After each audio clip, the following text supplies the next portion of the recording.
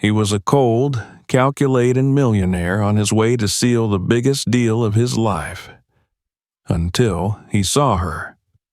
A soaked young mother clutching her child in the pouring rain, completely invisible to the rest of the world. In a moment of impulse, he handed her the keys to his mansion.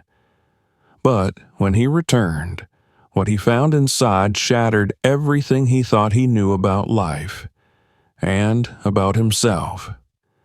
This is a story about second chances, unseen strength, and a love born not from wealth, but from courage. Before we begin, make sure to subscribe for more powerful stories like this. And tell us in the comments, where are you watching from? The rain had fallen relentlessly over Chicago for hours, transforming the city's usual pulse into a muffled rhythm of tires on wet asphalt and umbrellas bobbing through the haze.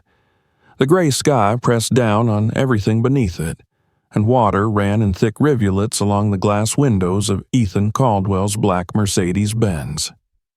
He didn't notice the storm at first. Not really. His mind was immersed in the sharp focus of someone whose life revolved around timing, strategy, and numbers. As a high-profile investor, Ethan had built his career around rationality and precision. Every move was measured. Every decision served a long-term purpose. Emotion had long been relegated to the background of his existence. Inside the luxury car, the leather seats still carried the scent of polish, and the low hum of classical music provided a soft backdrop as the chauffeur drove through the city en route to the airport. Ethan had a meeting scheduled in London with a group of international financiers. The deal at hand had the potential to expand his firm's global influence, a perfect opportunity, one he had prepared for meticulously. As they approached a congested intersection, the car came to a gentle stop at a red light. Ethan glanced at his tablet one last time, reviewing figures and projections until a movement outside caught the corner of his eye.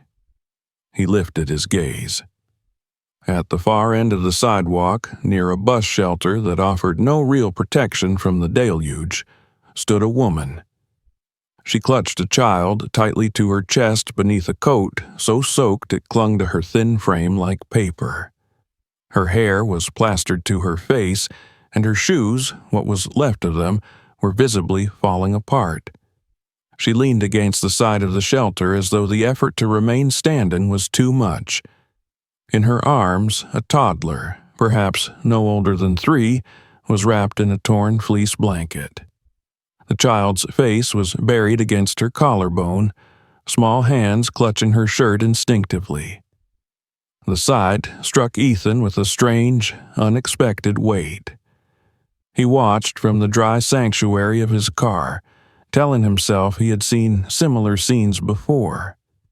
Chicago, like many major cities, had its share of those who slipped through the cracks, victims of systems too broken to care. But something about this woman, this child, and the way she bent her entire body to shield him from the storm made Ethan pause. It wasn't pity. That was too easy a word. It was something older, something buried, a shadow of a memory long since locked away. For a split second, he remembered a night not unlike this one, dark, wet, desperate, and the echo of a woman's arms holding him as tightly as this stranger now held her son. The light turned green, but the car didn't move. Ethan lowered the tinted window, his eyes never leaving the scene. The driver glanced in the rearview mirror, confused, but said nothing. Ethan's hand hovered near the door. He didn't know what he was doing. Not fully. Instinct, perhaps. Or guilt, or some sliver of decency that hadn't been fully eroded by years of corporate detachment. Before he could second-guess himself, he opened the car door and stepped into the rain. Moments later, the woman and her son sat in the back seat, dripping water onto the pristine leather. Ethan gave brief instructions, then turned his face away, watching the windshield as the wipers danced back and forth in rhythm with the storm. The route to the airport vanished from his mind. Instead, the car glided through quiet residential streets, away from the city center, toward his private estate on the lakefront, a modern mansion that stood as a monument to success, and yet, for all its size and splendor, was void of life beyond the staff. As they arrived, the mansion loomed in the mist like a castle on a hill. The wide iron gates opened silently, and the sleek vehicle pulled up the circular driveway. The mansion's facade reflected the rain like obsidian, its tall windows shimmering in the stormlight. Ethan stepped out and opened the back door. The woman hesitated before emerging, her arms still wrapped around the child. Her eyes moved from the towering structure before her to the man beside her. He handed her a single key, simple but gleaming. He gestured toward the door, then turned to walk away. His departure was swift, efficient. He didn't explain. He didn't offer words of reassurance. He simply returned to the car and gave the chauffeur a new destination. Home, not the airport. His meeting could wait. Back inside the mansion, Maya stood motionless for several seconds under the grand stone archway, rain still dripping from her sleeves. Her eyes scanned the impossible elegance of the entrance hall, unsure whether to step forward or run. But as the warmth from the interior hit her skin and the faint scent of wood polish and fresh linen enveloped her, she crossed the threshold. Inside, silence reigned.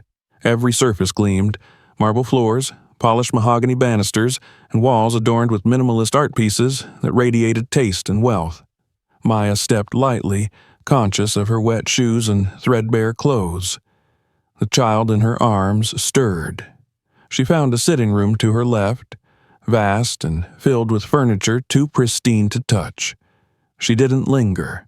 Her priority was warmth, protection, shelter.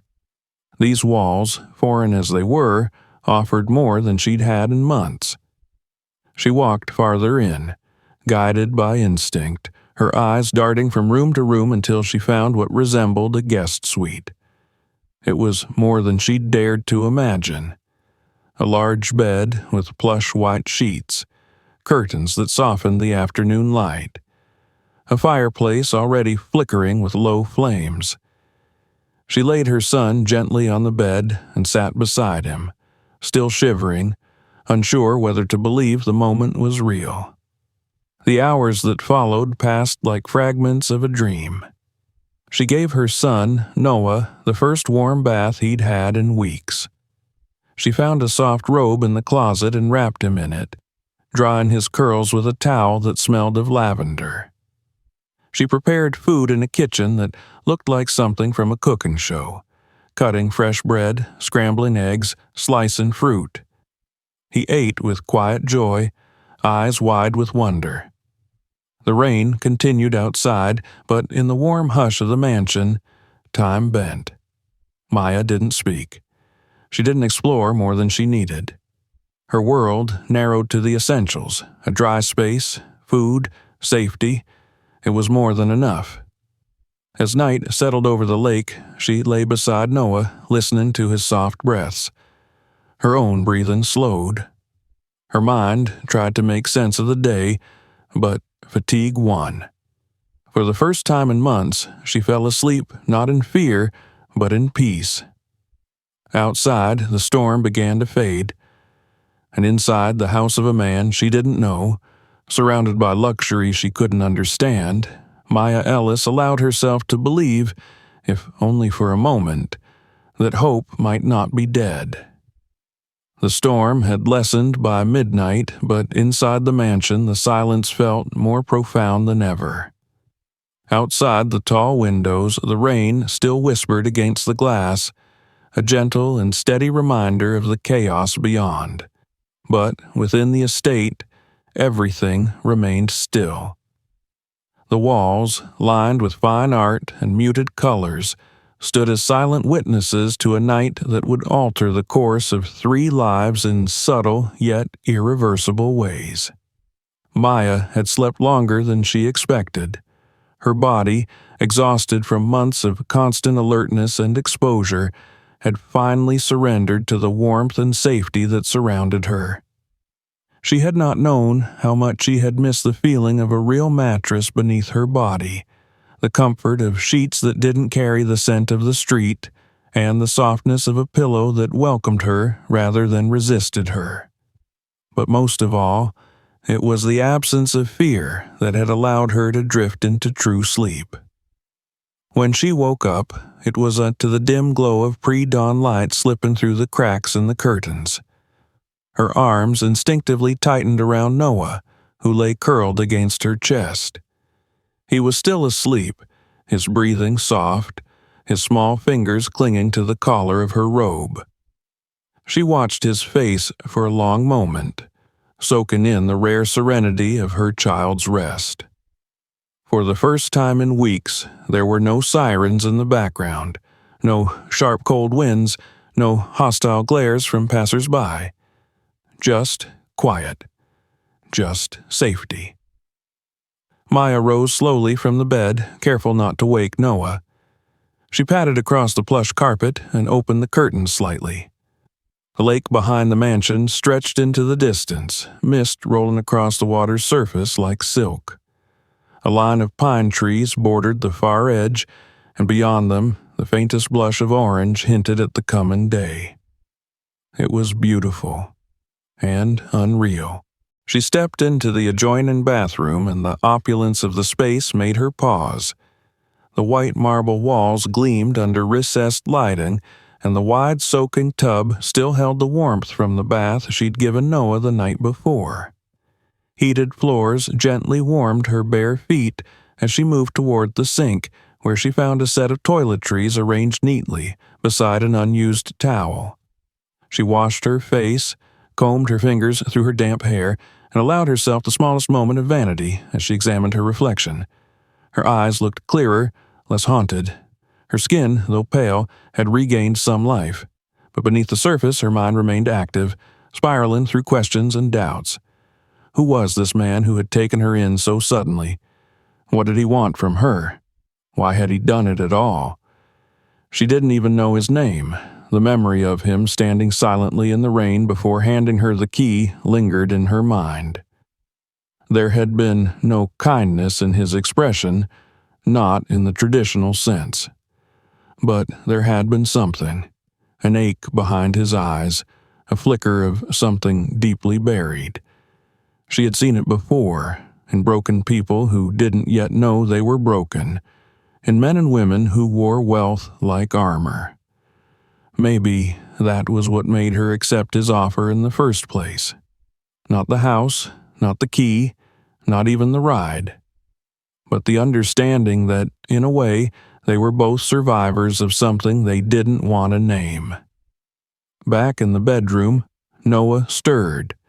He blinked groggily, his cheeks flushed with warmth, and looked around the room as though unsure if what he saw was real. Maya lifted him into her arms, and he clung to her neck, murmuring softly. She smiled into his hair, grateful beyond words. In the kitchen, she found fresh fruit in a wide glass bowl on the counter. A loaf of artisan bread sat wrapped in parchment beside a set of kitchen knives. The refrigerator, when opened, was a paradise of ingredients. Fresh eggs, cheese, milk, butter, yogurt, greens, and berries. She stood there in disbelief for a full minute before selecting a few simple items. A pan on the stove, butter sizzling, bread toasting. She cooked without fear of being chased away, without wondering if someone would yell at her for touching things she didn't own. Every step, every motion felt surreal. To make breakfast, to feed her son, to prepare a meal with dignity. It was like reclaiming a part of herself she thought had died on the streets. Noah sat on a stool at the kitchen island, swinging his legs and watching her with wide eyes. His face was round with curiosity and pleasure, and every bite he took from the small plate of scrambled eggs and toast brought her an indescribable sense of victory. This was something no one could take from her. Not now. After breakfast, she explored a little more of the mansion, always cautious not to disturb anything, never open and close doors. The house was large, much larger than anything she'd ever seen from the inside. Its high ceilings and grand staircases gave the illusion of space without end. But rather than feeling lost in it, Maya felt strangely at ease.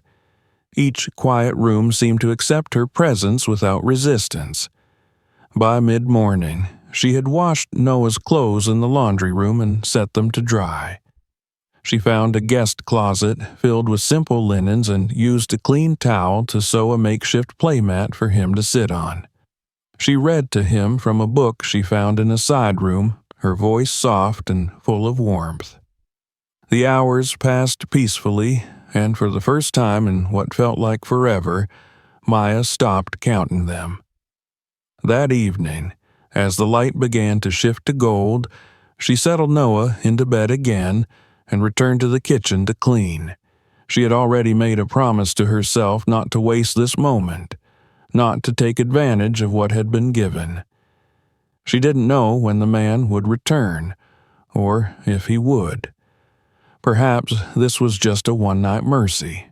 Perhaps in the morning he would appear and ask her to leave. She didn't know, but until then she would treat his home with the respect it deserved. As she wiped down the counters, her thoughts drifted to the time before everything had fallen apart. She had been a senior at the University of Illinois, studying to become an elementary school teacher. She had dreamed of helping children like herself. Quiet, anxious, bright-eyed. Her professors had praised her dedication. She had been on track for a teaching fellowship. Then came the call. Her older brother, Matthew, had died in a car accident, and with his death came the sudden responsibility of caring for his young son. Noah had just turned 1. His biological mother had been out of the picture for over a year, and there was no one else. Maya was the only family left. She took him in immediately, dropping classes, picking up part-time work, and navigating the bureaucracy of guardianship on her own. Bills piled up. Her scholarship was revoked. She fought to keep herself and the baby afloat. When her apartment lease expired and she couldn't make rent, she packed up what little she had and began the slow spiral into homelessness.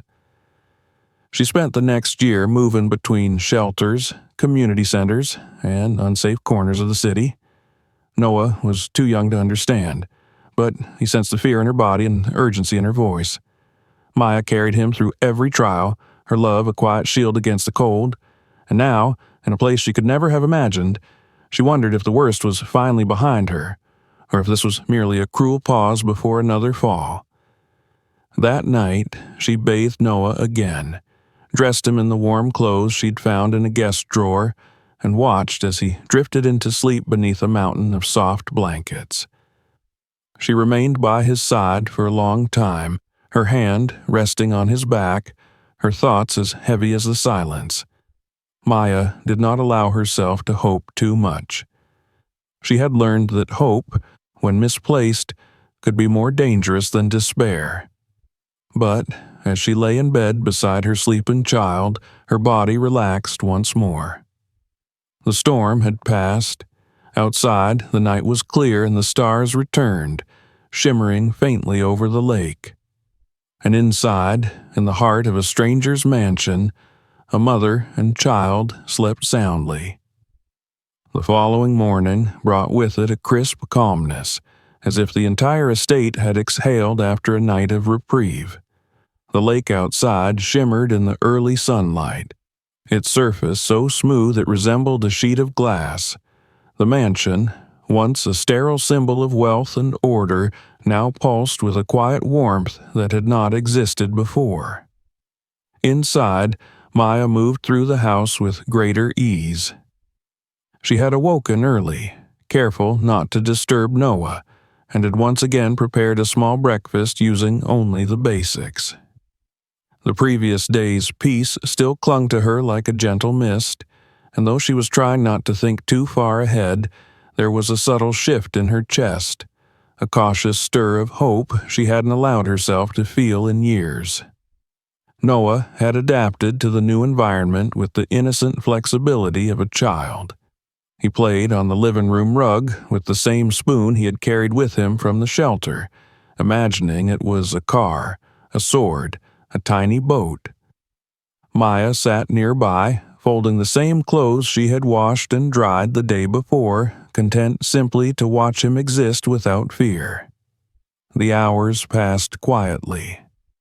Maya didn't touch anything that wasn't necessary. She cleaned up after herself meticulously, constantly aware that she was still, in essence, a guest, a temporary presence in a world far removed from her own. And yet, the walls didn't feel hostile. The stillness wasn't judging her.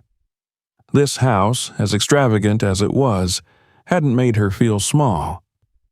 If anything, it made her remember the woman she once aspired to be. By the time late afternoon arrived, she had begun to let her guard down. She was kneeling on the carpeted floor of one of the guest rooms, guiding Noah's tiny hands as he stacked wooden blocks she had found in a nearby cabinet. They didn't belong to him, but in that moment, they were his entire world. Laughter bubbled from his lips as the tower wobbled and collapsed, and Maya's eyes sparkled with the simple joy of hearing her son laugh freely. She didn't hear the front door open. She didn't know Ethan had returned until she felt his presence in the doorway behind her. He had come home earlier than planned. The meeting he was meant to attend in London had been rescheduled at the last minute, and, rather than return to his office, he instructed his driver to take him directly to the estate. As he stepped into the mansion, the familiar sense of sterility greeted him. But then he heard it. Soft laughter, faint and pure, drifting from the eastern wing of the house. It wasn't a sound that belonged here, not in his home, not in this cold museum of wealth and silence. Curious, he followed the sound. When he reached the threshold of the guest room, he saw them. Maya knelt on the floor, her long hair slightly disheveled, her face glowing with happiness as she played with Noah. The child giggled as she wiggled a stuffed animal in the air, mimicking a voice that made him squeal with delight. The room, bathed in the golden light of late afternoon, seemed transformed.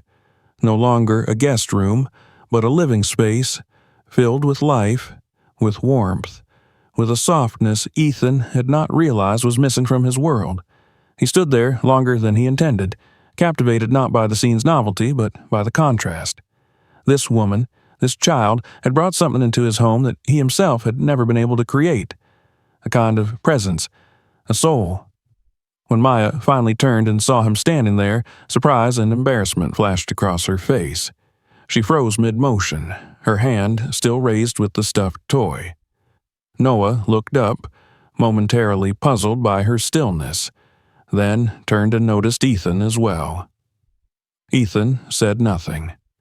He simply stepped forward, slowly, his gaze moving from mother to child and back again. The silence was heavy, not with discomfort, but with the weight of something unnamed. Maya lowered her hand and gently pulled Noah closer. Her heart raced, uncertain of what this moment would mean. She had prepared herself for the possibility of being asked to leave.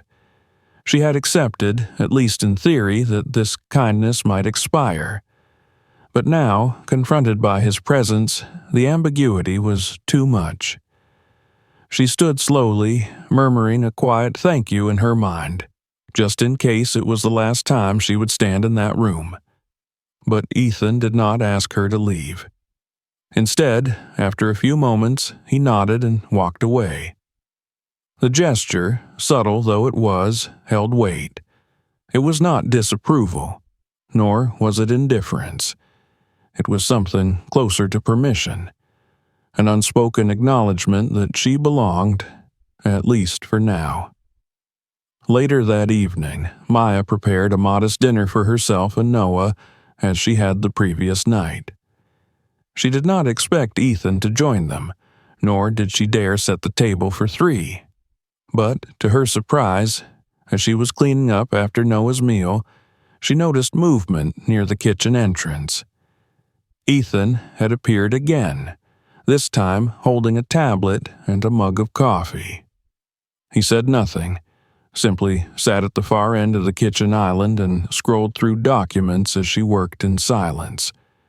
It was the first time they had shared the same space for longer than a passing moment. It felt ordinary. And that, perhaps, was the most remarkable thing of all. But the calm would not last. The next morning, uninvited and unannounced, Vanessa DuPont arrived. The silver car glided through the gates like it belonged there, and perhaps once it did. Vanessa had spent years flitting in and out of Ethan's life, a ghost of glamour and ambition, a woman whose presence was as commanding as it was complicated. Their relationship had always been marked by a fragile balance of control, affection, and ambition. She had never been told no. She had never been replaced. Which is why, when she stepped into the foyer expecting Ethan's undivided attention, she was unprepared for the subtle shift in the air. She sensed it almost immediately, a warmth that had not existed before, a kind of disruption in the sterile perfection she had always known to define Ethan's world. She followed the faint sound of movement and stumbled upon something she hadn't expected. Maya, holding a child. Vanessa's face barely changed, but the tension in her shoulders betrayed her. She looked the young woman up and down with a gaze that dripped quiet calculation. The child clung to her leg, watching the glamorous stranger with wide, cautious eyes. Vanessa, always poised, did not raise her voice. She didn't need to. Her presence alone carried weight. But her eyes told Maya everything. This woman was not merely a guest. She was someone who had once held power here. The encounter was brief but sharp. Maya, caught off guard, answered the stranger's implied questions with politeness, her voice steady but tinged with uncertainty. She felt the judgment in every glance, the unspoken accusations burning beneath the surface.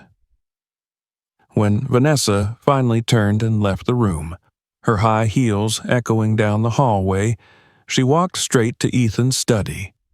There, behind closed doors, the confrontation unfolded. Vanessa, with her signature grace laced with venom, demanded answers. She wanted to know who the woman was, what she was doing in his home, and why Ethan had not mentioned her existence.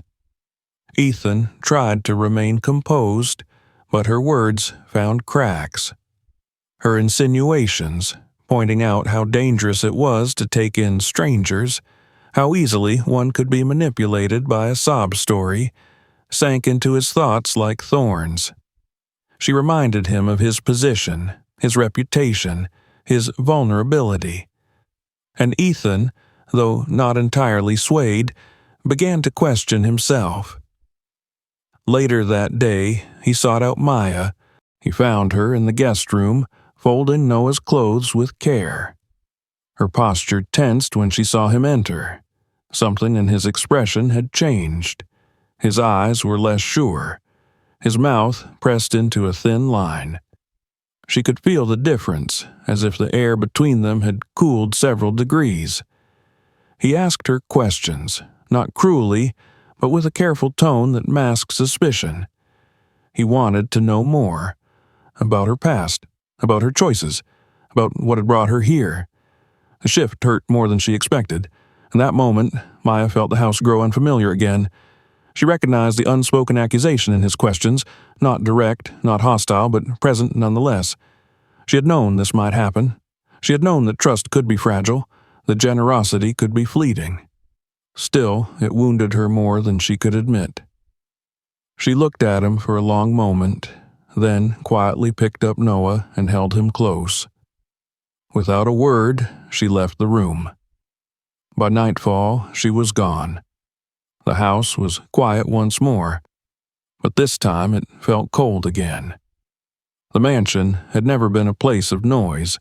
Its vast halls and grand rooms were designed for silence, constructed not only with marble and stone, but with the cold logic of utility and aesthetic restraint. Ethan Caldwell had long believed that such stillness was a mark of control, of success. But now, in the echo that followed Maya and Noah's departure, the silence no longer seemed serene. It was suffocating. He noticed it first that same evening. He walked past the guest room and saw the blanket neatly folded, the bed empty and untouched since morning. The room felt abandoned, not simply vacant. The faint scent of lavender soap still hung in the air, and on the nightstand was a single child's sock rolled tightly into a ball. It looked forgotten, but Ethan knew it had not been left by accident. It was the kind of thing Maya would have noticed. Perhaps it had been her silent signature, or perhaps she had simply missed it in the haste of her departure. Either way, it haunted him. He wandered the halls, hands deep in his pockets, stepping over polished floors that no longer felt like they belonged to him. The artworks on the walls, the imported sculptures, the meticulously curated furniture, none of it mattered anymore. His home had reverted back to what it had been before their arrival, a hollow fortress dressed in opulence. And yet, it wasn't the absence of voices or laughter that struck him hardest. It was the awareness of how deeply he had let them into his life without even realizing it. Maya and her son had filled a void he didn't know he carried. They hadn't changed the house. They had changed him. That night, Ethan could not sleep. He lay in bed, staring at the ceiling, the linen sheets as crisp and clean as ever, but now feeling more like restraints than comfort. Images played through his mind on a cruel loop, Maya smiling as Noah laughed, her careful movements in the kitchen, the way she looked at her child with a kind of fierce, exhausted love. But what returned most vividly was the expression on her face when he confronted her, when he questioned her as if she were an intruder rather than a guest. Her eyes had not flinched, but he had seen it. The heartbreak, the resignation. She hadn't argued. She hadn't begged. She had simply understood, and she had left. The next day, he attempted to resume his routine. He called into a conference, skimmed through documents, responded to urgent emails. But everything felt empty of meaning. He found himself rereading the same paragraphs, forgetting names, zoning out as his assistants spoke. His office, once a command center of power and precision, now felt like a cage. In the days that followed, guilt became his closest companion. At first, it whispered, then it began to shout. Ethan knew he had made a mistake. He had allowed someone else's bitterness, Vanessa's suspicions, to cloud his judgment. He had allowed fear and pride to override his instincts. The more he thought about it, the more he realized how little Maya had asked of him, and how much she had given in return. She had not sought his sympathy. She had never pretended to be anything she wasn't. She had simply accepted a stranger's offer of safety for her child, and in exchange, she had brought light into his life. Her presence had required no explanation, and yet he had demanded one. And now she was gone. On the fourth day after her departure, Ethan made a decision. He needed the truth, not the poisoned assumptions whispered by Vanessa, not the shadows of his own doubts. He needed to understand who Maya truly was, not because he intended to expose her, but because he had to make things right. because something in him, something deeper than logic or pride, told him that letting her go had been more than a mistake. It had been a loss. He contacted a private investigator he trusted, an older man named Harold Lenz, someone who had done discreet work for him in the past. Ethan gave him little to go on, just her first name, a rough description, and the name of the shelter he believed she might have come from. Harold raised an eyebrow but didn't question him. He took the assignment and promised to report back within a few days. The waiting nearly drove Ethan mad. Each evening he returned home, hoping foolishly that Maya might have come back, or left a note, or called.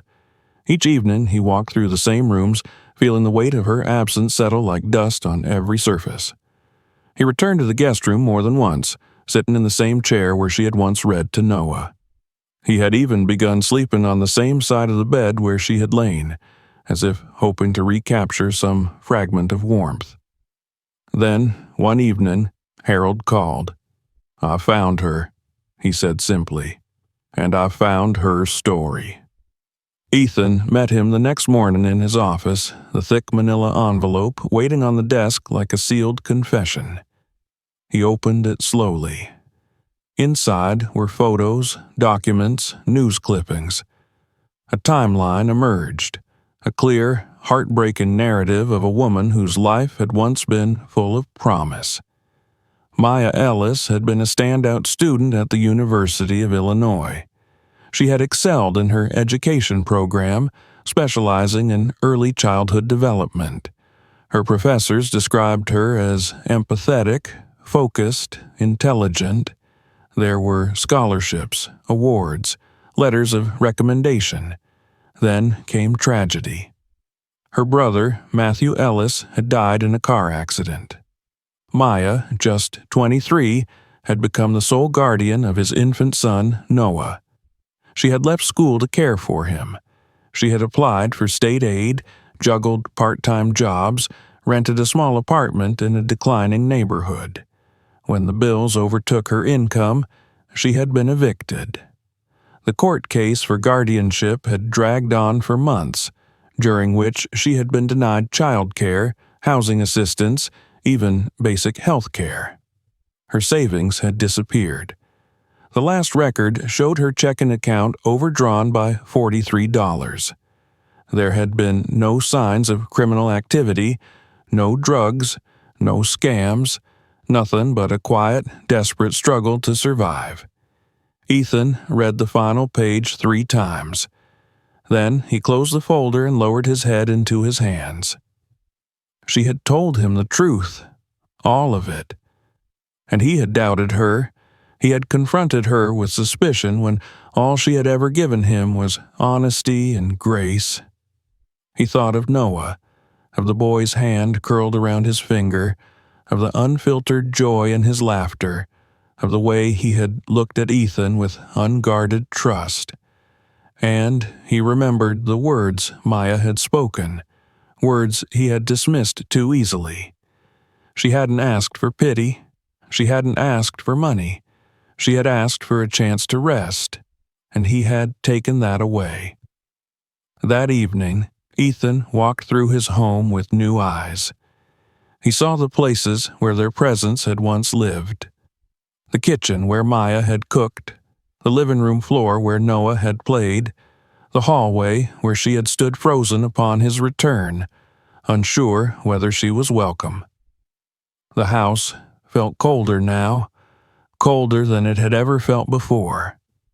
He realized finally that it wasn't a home without them, and that he could no longer pretend he didn't care. The following morning, he called Harold again. "Can you find out where they are now?" he asked. "I already have," came the reply. Harold gave him an address, a temporary housing unit on the west side, a converted motel that operated as a transitional shelter for single mothers, the kind of place where survival meant constant vigilance, where locks didn't always work, and where safety was more a hope than a guarantee. Ethan stood at the tall windows of his office, the city skyline stretching beyond the glass. He thought of Maya walking down crowded sidewalks with her child pressed to her chest. He thought of her bravery, her silence, her pride, and he made his choice.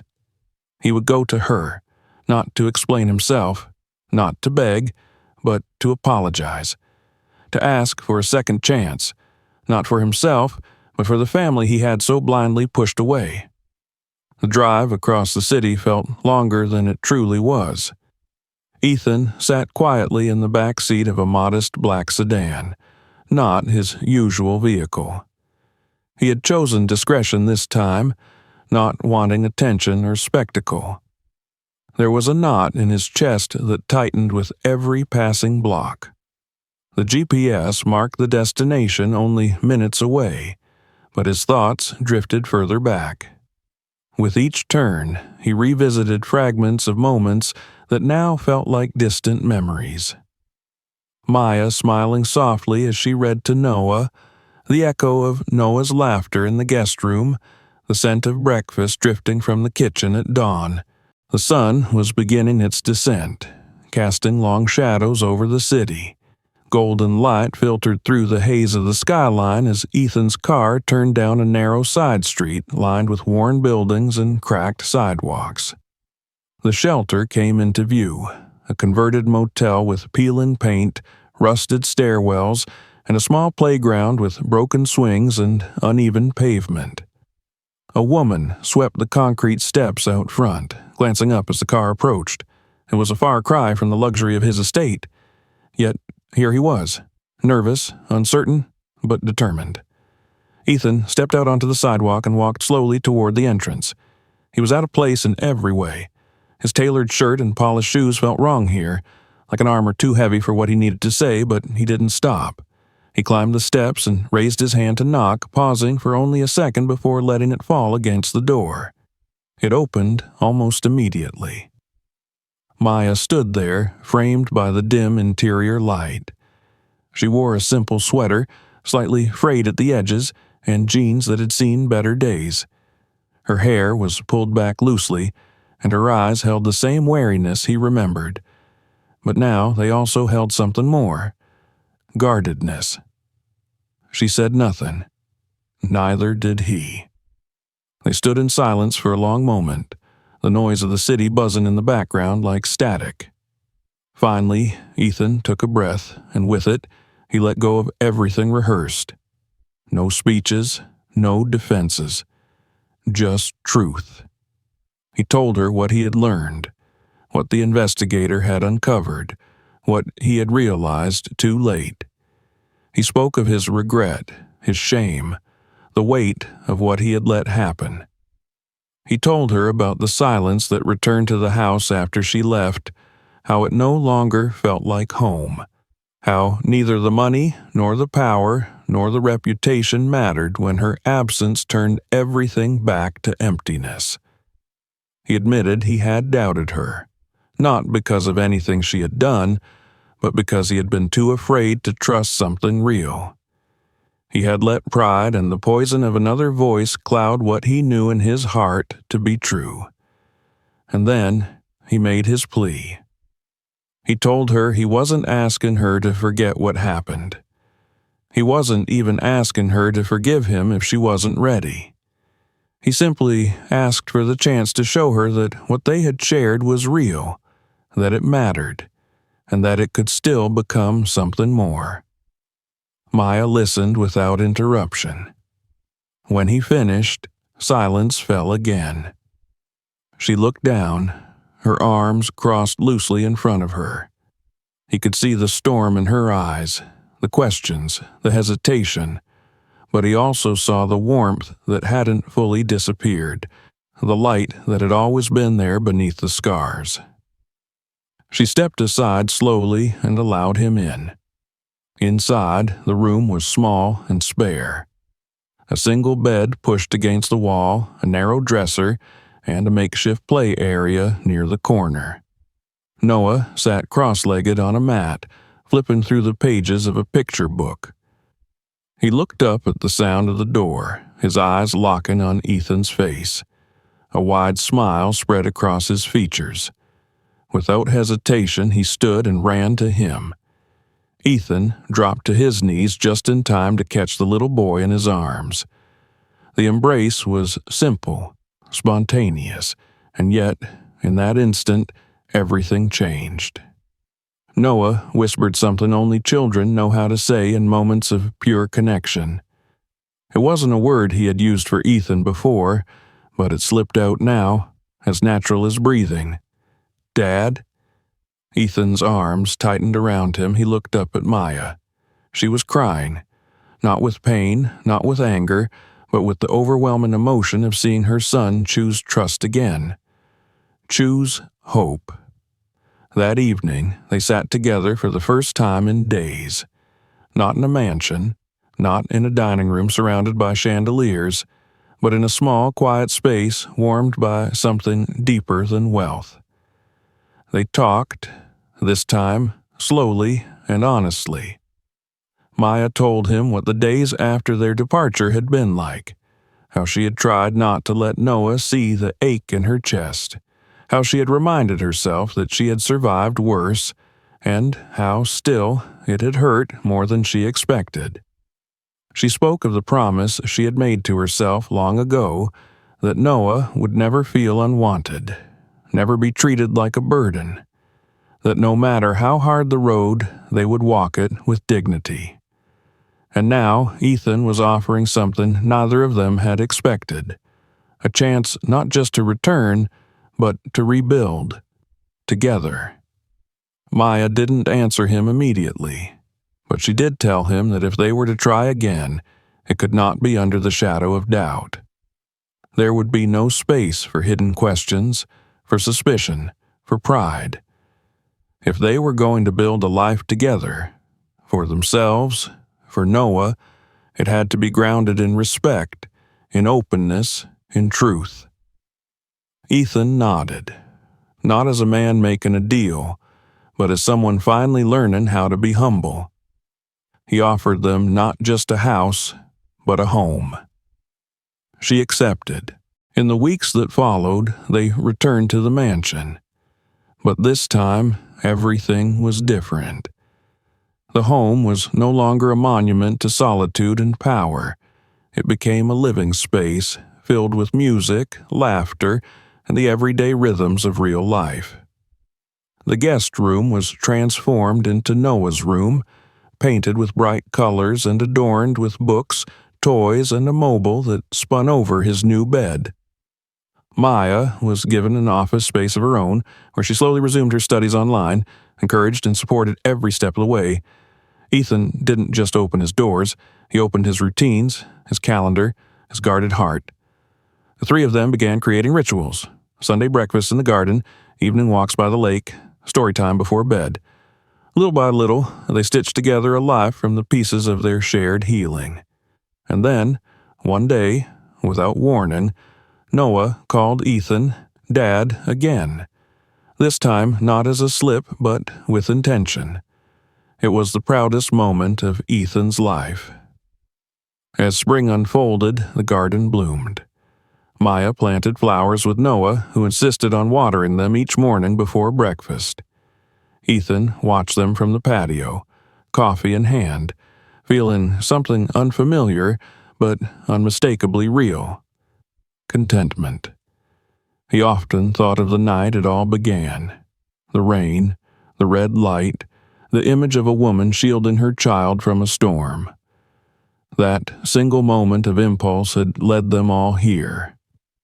And though it had nearly fallen apart, what emerged from the wreckage was something stronger than any fortune or empire he had built. One evening, as they sat beneath the stars, Ethan reached for Maya's hand.